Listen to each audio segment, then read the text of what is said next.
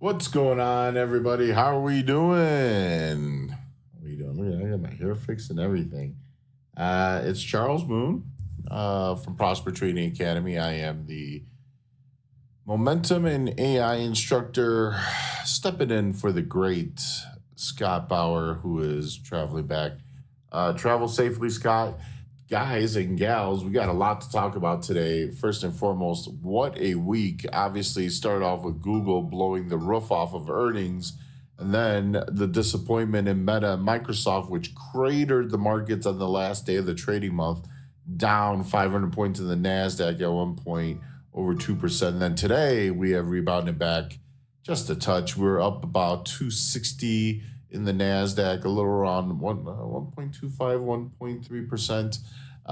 Shrinking back just a hair right now, thanks to Amazon's earnings. Did not take out their 52-week highs, bricked at $200.50 today. Apple is down 3 points as of right now. What's going on, Gene, Guillermo, and everybody else? Thanks for tuning in. So obviously the effects of earnings season, very big, volatile week. What's going to be in store for us? That's a big question. Obviously the health and performance of these magnificent seven names, especially the notable ones that I just mentioned, could have a very significant role in, market progression. The NASDAQ also, at least the Qs, rejected at the 20 SMA and instantly cratered. We have yet to recover above that level, so we got to watch what happens once we get to that point. Obviously, with elections coming up as well, that's causing a lot of seesawing action in the markets. And certainly there's two things to look for in terms of who's going to benefit the most.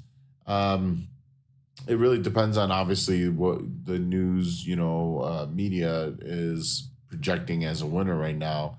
I think the easiest way to kind of speculate is keep an eye on the crypto markets. The recent run up in Bitcoin is highly in anticipation that Trump is going to win. Obviously, he is pro Bitcoin. He has kind of ran his campaign on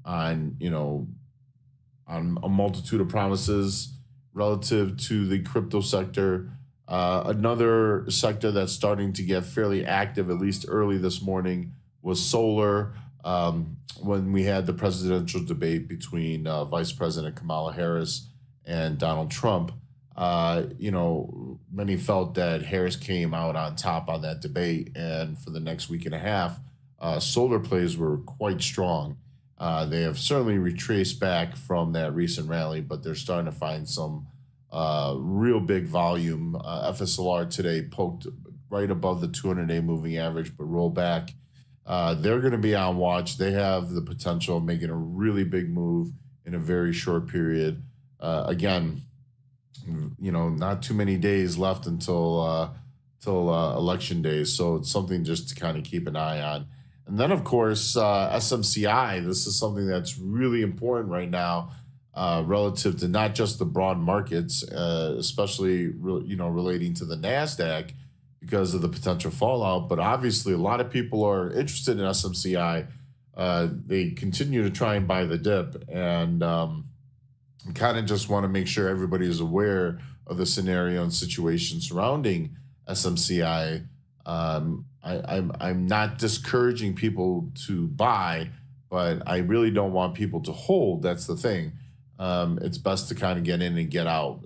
There's a lot of dangers that are being poised and surrounded in relation to that stock. So what's going on, everybody? Glad to have you. Let's kind of move this to my desktop. Now, let's go touch up on the SMCI issue here. Now, there's obviously the big news that if you haven't heard, one of the big four, and for those that don't know, these are the major accounting firms, extremely prominent and very important companies, Ernst & Young, Price Waterhouse Cooper, Deloitte, and KPMG. Now, SMCI's auditor was Ernst & Young.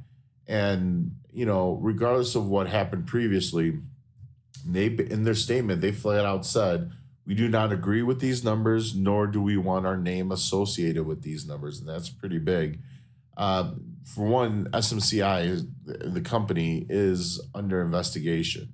Number two, Ernst and Young specifically pointed out the way they handle their accounting is a major issue. And, this is also on the heels of SMCI being subjected to a short report. This is now also tied to a specific date, November 16th. That's a date requested by NASDAQ that SMCI has to have their quote unquote filings done and properly filed. Otherwise, the stock could get delisted. Now, they won't be immediately delisted, but what would happen is that they would immediately be halted from trading and they would be subjected to compliancy. And then the NASDAQ would decide if they had satisfied everything, when they're going to be able to open and start trading again. And history is never kind to stocks that get halted or prevented from trading due to compliancy issues. And this is just a very extreme negative cloud on top of the government investigation as well. The fallout here is specifically NVIDIA. SMCI is their third largest customer. They account for 11% of booking orders. So we need to understand the metrics that NVIDIA is being operating or under in terms of valuation, that a lot of these revenue numbers isn't the money that they have collected, but is going to be collected in future bookings. So this is pretty important to understand. And if you've seen the fallout, well, this is pretty significant.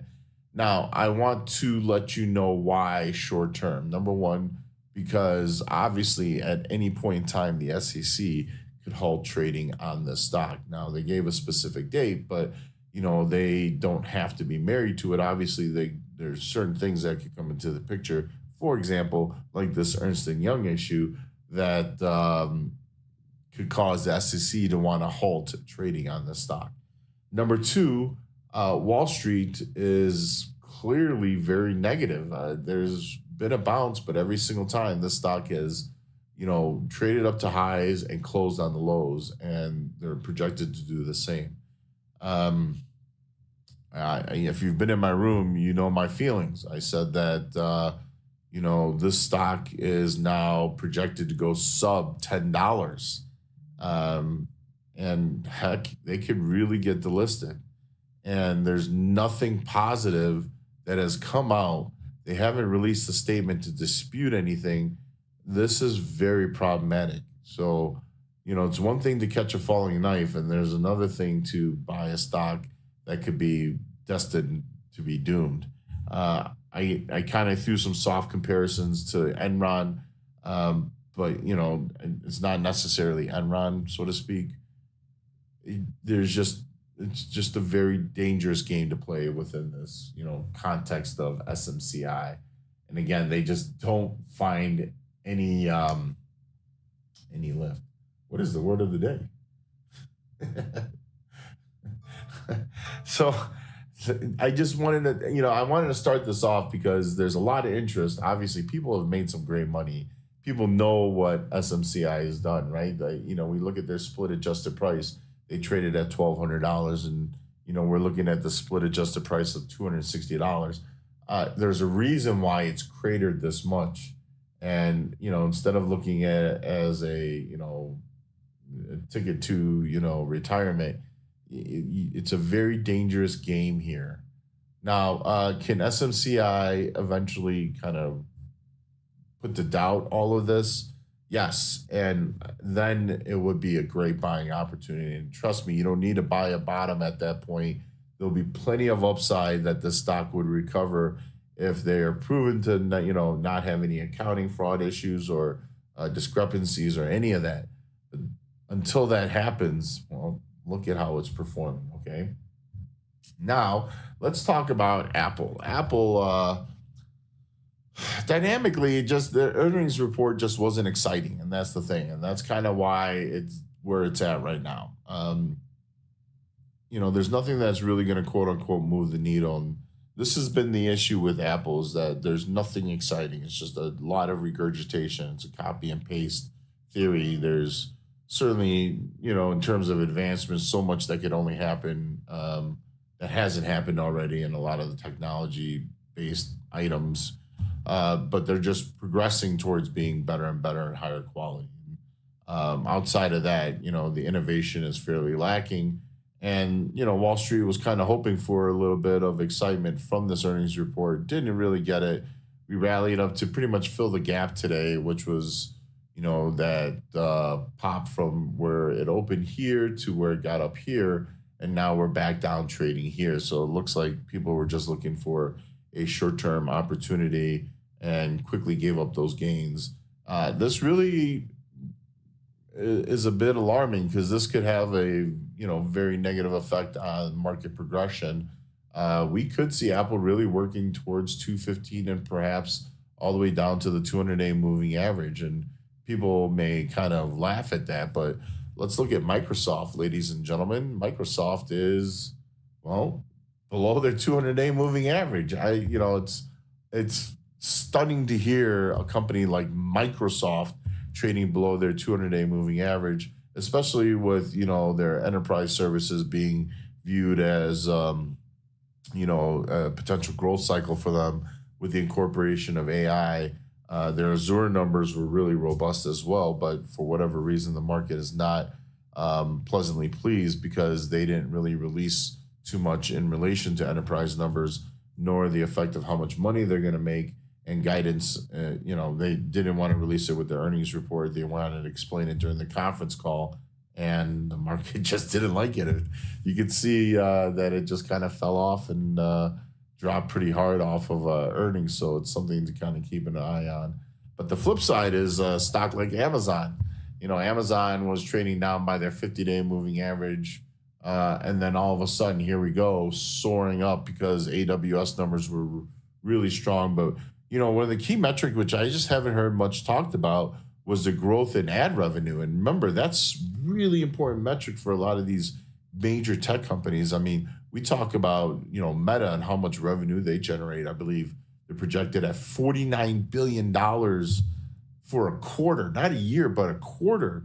And that's ad revenue. And, seeing that growth for a company like Amazon, that's a huge, huge growth cycle for a company that's just starting to get into that venture. So that's really important to recognize. Amazon through 201, and we're off and racing to the moon, as they say. Moon, everybody, MOON, right? Yeah.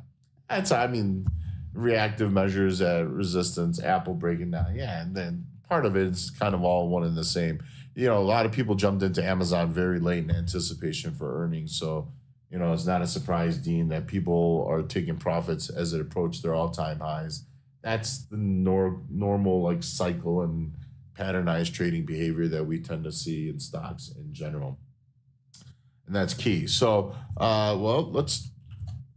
hope I'm not going to open up a can of worms here, but you could see this is DJT. Now, this is relative, obviously, to elections. Why? Because people are bidding up DJT in anticipation, and now all of a sudden there's fallout. So why is there fallout? Because recent polls have shown where Donald Trump was leading, Harris is now caught up.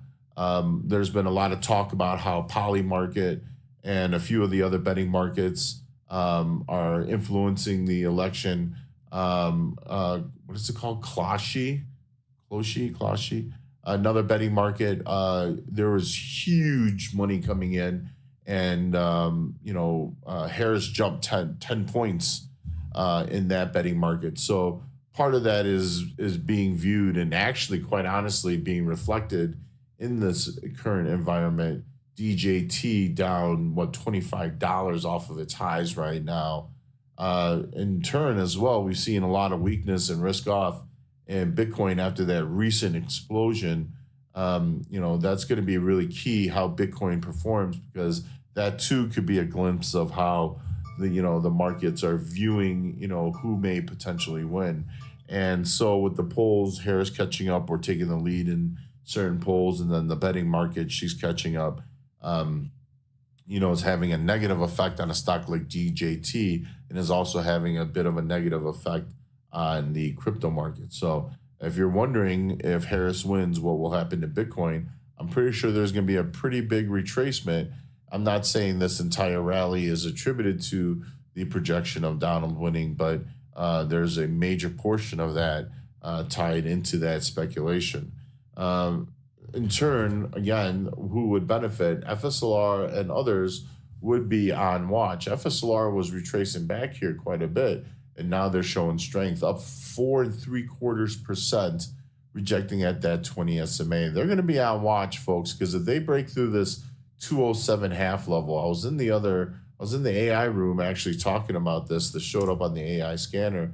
This has a beautiful profit pocket from like 208 to 221. Why not take advantage of it? And for those that don't know what a profit pocket is, well, these indicators that I use could be major pivot points, whether it's for resistance or a ceiling or support, which is also defined as a floor. And right now, FSLR, you could see if I remove that box, rejected sharply at that 20 SMA, ladies and gentlemen. So it's made a very direct reaction at a key technical indicator. And if you notice, well, if it gets above that level, what stands between that and the 50 SMA? That's the profit pocket, unobstructed upside.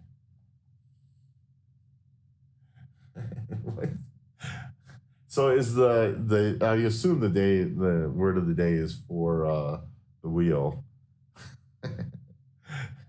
Everybody say moon. Don't forget to say moon. And if you happen to like the content, folks, if you're watching on YouTube, listen, right underneath this stream, there's a thumbs up button and a thumbs down button. Do me a favor, click on that thumbs up button for us.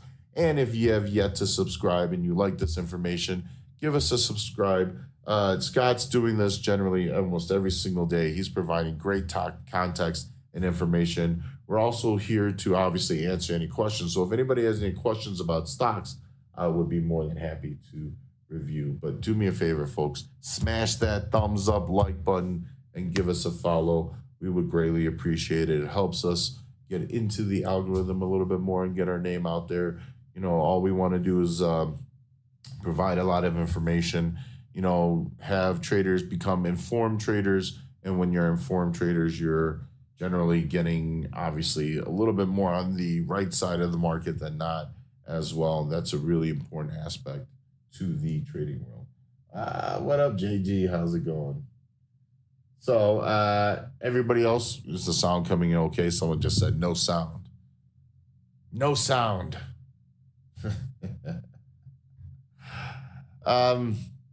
Yeah, so now this is going to be a really interesting time here over the next few days, folks, because not only did we get through pretty much the most volatile part of every earnings season, which is when these big tech names report. If you think that we're going to calm down, well, guess what? The NFP job numbers, holy cow, 12,000. Everybody's like 12,000. Well, a lot of that is attributed to two things. One, the Boeing strike, obviously. I was just on Schwab Network, and we were discussing that a bit. And then, of course, obviously the devastation from the hurricanes, obviously is slowed down, job growth. The revision is what's really interesting. And again, all of this plays a role. The markets are pretty much for certain that we're going to now have a 25 basis point rate cut in November. But, things are a little shaky in the markets. We're still dealing with, the NASDAQ, and I'll pull this up really quickly here. You can see that the SPY, first and foremost, has broken out and now found a little bit of resistance, but came down to the 50 SMA and found support. Really strong markets, has shown continuation of the year-long trend. The Dow Jones had a really strong uptick, really big pullback, and a big rebound. And that's the key. They as well, even though they have broken down, fairly steeply, have bounced back where previous resistance is and has recovered quickly and is looking to race back. But when we look at the NASDAQ, and especially IWM as well, what really stands out to me is that the NASDAQ rapidly approached their all-time highs and fell out the bed. And while they're rebounding back, we still have yet to break the all-time highs, folks. And again, with the uncertainty and kind of concern under the semis, the mixed match performance of the Magnificent Seven names, with the rising yields in relation as well, plus election, volatility is just starting to ramp. Now, whether it's going to be a positive or negative, we're going to have to see how the market reacts after next week when the elections take place, and certainly as earnings season continues to roll. Then all of a sudden now we're bumping right into the next FOMC meeting, and then we might get a little respite. But all of this is just the start. November is set up for a month of fireworks, whether it's going to be really bullish or really bearish or maybe a combination of both. I don't know, but just buckle up, ladies and gentlemen. There's going to be a lot of short-term opportunities that are going to be presented. There's going to be some big fallout. There's going to be some big risk-on trades, and it's going to be a great time. Great time to be a swing trader. Great time to be a day trader. Just be ready and prepare yourself, folks. This is just the start. Hopefully everybody's ready. It always becomes a great time when the market is moving. We always get sometimes these days where the market just gets into this really quiet, tight range, trades around 50 cents to $1 and doesn't do anything, doesn't give us opportunities. Stocks don't move. It's like the market went and took a trader nap and then decided to wake up towards the last hour of the day. Look at the movement today, folks. We had a big rally up, big drop, big rally back, now pulling back, now rallying up. This is what we want, because movement equals opportunities for both the intermediate term and short-term traders. So embrace the price movement. Now, I guess we could potentially start wrapping it up if there's no other questions. But this is the time, if you have interest in stocks or wondering about opportunities or wondering about where a stock could go or drop down to, I would love to hear any questions you may have in the chat, folks. And don't forget, keep saying moon, keep typing moon, keep hitting that thumbs up button for us. And moon, I have sound, yeah. Yeah, the market's in the lunch hour right now, taking a little bit slow, but that's okay. That's okay. And again, we're right back up over 200 points for the day. The VIX is down 6%. They've rallied back just a hair, but it's good to see that the VIX has rolled back after that big move yesterday. How do I feel about nuclear? I'm actually a huge fan. So currently long NNE. OKLO has been a very strong mover. There's going to be a lot of volatility. But again, this is actually a sector that could partially get very affected by the elections in the near term. Usually the cardinal rule is what goes up fast comes down fast. In some sense, obviously, what goes up fast will pull back and then go up fast again. So we're kind of in that wait and see mode. The one positive that I could take is that if you compare this to how Chinese stocks had performed when they went on that really crazy run just a few weeks back, well, we've seen these names bid back and bounce back. OKLO has a lot of attraction to the retail traders because of Sam Altman. SMR is one of the names that were a beneficiary, I believe, from Amazon's direct investment. NNE, which has been kind of the more slower and consistent little brother, is still maintaining above support levels and still trying to rise back. So we'll just kind of have to wait and see how this all plays out. I think these are good short-term buying opportunities. Would it surprise me to see OKLO pull back further? No. If it pulls back towards 1875 and holds, I think that's an incredible pivot zone to keep an eye on. SMR, which has actually gotten a great depth of volume, I would love to see what it's going to do right around the $17 mark. Why? Because it also lines up with the old highs in relation to the 20 SMA. The last time the stock touched that 20 SMA, well, it hit this level and went parabolic. So why not focus on a level that the market is focusing on and seeing what's in store from there? ANET, yeah. So this is also another name that's going to benefit with the overall AI market. They continue to actually hold and showcase their higher low reversal thought process. Now, two things. Number one, this $400 price is going to be really key. They break through that level again, that really opens the door for them to run up to 422. Now, it's not necessarily going to hit that exact price. I would say if it breaks through 401, I would anticipate somewhere around 419, 420. It's a really good bounce back. Now, the only negative I see here is that it came up to fill this little gap, this little tiny gap here, and it remains above below the 20 SMA. But if it could recover through this level, I believe that this is a must-watch name for a bounce, continuation of bounce. Again, as they are saying, final call for the wheel, final call for the wheel. One of these names that could be at the very, very peak and is due for, let me do this again, for a really long sustained pullback is Carvana. Now, there's two things that I want you to watch. Currently, right now, this low of yesterday at 233.28.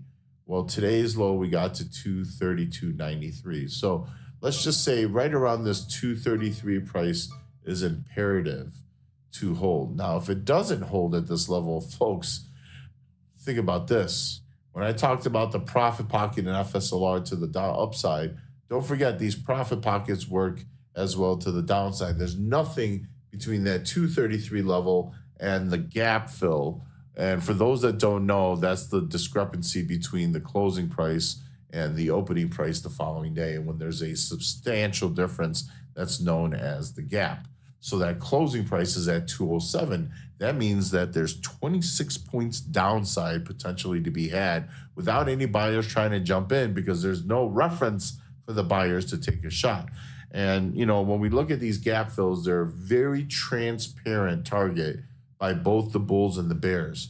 And in this instance, this is a targetable level for profit taking by the bulls and a potential dip buy opportunity based on patience. For the bulls on that dip buy and a profit target for the bears to the downside. So imperative. This is the line that's drawn in the sand right around 233. That's how these gap bar lows or highs work.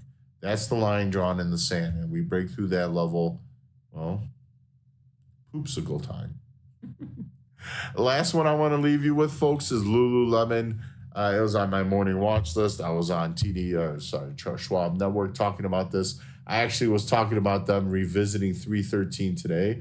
Well, heck, they're at 321. I said above 313, folks, they're going to try and race it to around 330. I mean, it's possible they may do it today. Then why not? What's another 7% to go? Why not, folks? There's nothing. And again, why do I speculate that? Well, what is there to stand in the way?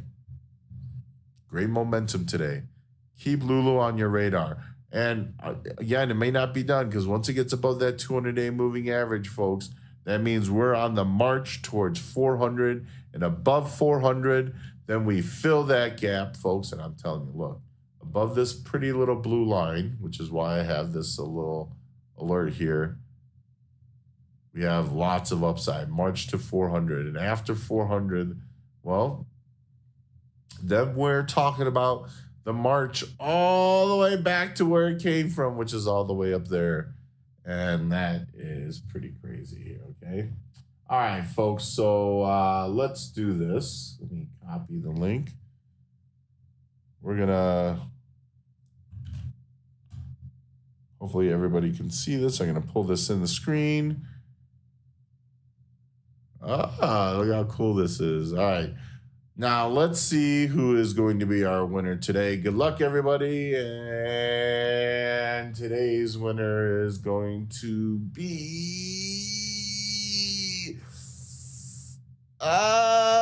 it's Sandem. Oh, what up, Sandem? Yeah. Let's go. Let's go. That's my guy. All right. Congrats, everybody. Thanks for participating. Look, this is... This has been one heck of a week. Let's see how next week's going to perform. It's going to be a Very, very fun one. I just want to say, everybody, thanks again for participating today. Have yourself an incredible weekend. Scott will be with you next week. Thanks for allowing me to participate and be a part of your afternoon. And enjoy the weekend. Peace and love. I'm out of here. Until next time, I will see you, everybody.